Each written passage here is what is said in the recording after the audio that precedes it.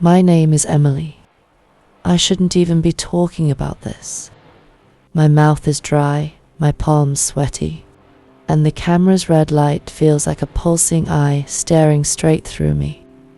But silence is heavier than shame, and my secret is already clawing its way out of me like an animal trapped in a cage.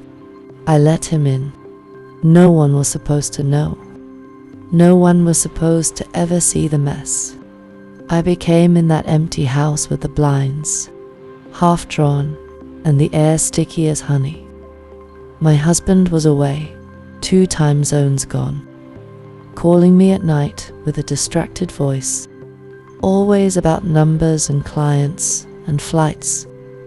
I'd nod, hum, promise I was fine, while underneath my skin I was screaming. Then his name lit up my phone. The man I swore I'd block. The man whose hands had already lingered too long once before. The man I had dreamed about in the dark, even as guilt gnawed at me. His message was simple. You're not satisfied. I can tell. Something snapped in me. I didn't say no. I didn't even think. I just left the front door unlocked, like a dare, like an open wound waiting for a finger to press deep inside. When the door swung open, he filled the frame with a grin that belonged to a sinner. He didn't bother with polite words. His hand tangled in my hair before I could breathe, yanking me against him. His mouth crashing into mine so hard it rattled my teeth. The shock made me gasp. But that gasp turned into a sound I'd never made before, somewhere between a cry and a moan.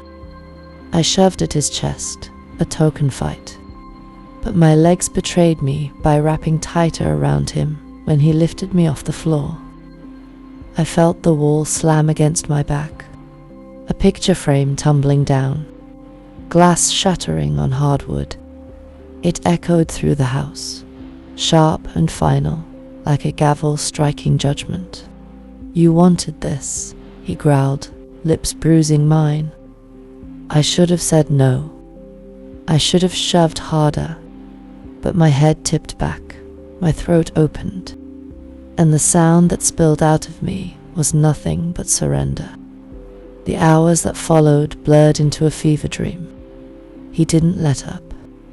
Every time I thought it was over, he started again, dragging me deeper, wringing every drop of resistance, out until there was nothing left but the raw throb of need. My body quaked, my voice cracked, and still I whispered for more. The sheets twisted into knots, my skin slick with sweat, the air heavy with the scent of bodies that refused to stop. By dawn, I was wrecked, throat raw, muscles trembling, hair tangled like seaweed after a storm.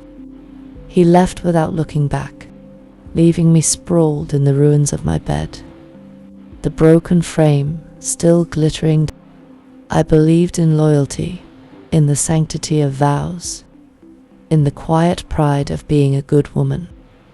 But loneliness is a cruel erosion. It doesn't carve all at once. It wears you down grain by grain. My husband became a stranger slowly, one trip at a time, one missed dinner, one conversation where his eyes never lifted from his laptop. I told myself it was just the season of life we were in. I swallowed the ache, smoothed the bed alone at night, and convinced myself it was enough. Until I met him.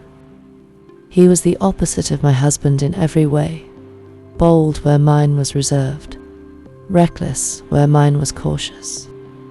He looked at me not as a housewife to be managed, but as a woman to be devoured. The first time his hand brushed mine, I felt my knees weaken like a girl's. The first time he leaned too close, his breath hot against my ear. My body betrayed me with a shiver I couldn't hide. I should have run then. Instead, I danced on the edge, letting him steal little pieces of me. A smile too long, a conversation too late at night, a hug that lingered. Each act seemed small enough to excuse, but they piled up like dry tinder. And when the spark finally came, that message on my phone, I was already soaked in gasoline. Now the house isn't quiet anymore. It hums with memory. Every time I walk past the broken frame I never fixed, I see his shadow looming in the hallway. Every time I crawl into bed, I swear I can still smell his skin on the sheets. My body aches with the reminder, a dull throb that refuses to let me forget. And here's the part that terrifies me. Someone else knows. The morning after, as I dragged the garbage to the curb, my neighbor, Mrs. Callahan, tilted her head, her sharp eyes darting to the bruises blooming along my collarbone. She didn't say anything, but the smirk tugging at her lips said enough. Later, I found a note slipped under my doormat in neat, looping handwriting. Secrets never stay secret. Let's talk. My stomach dropped.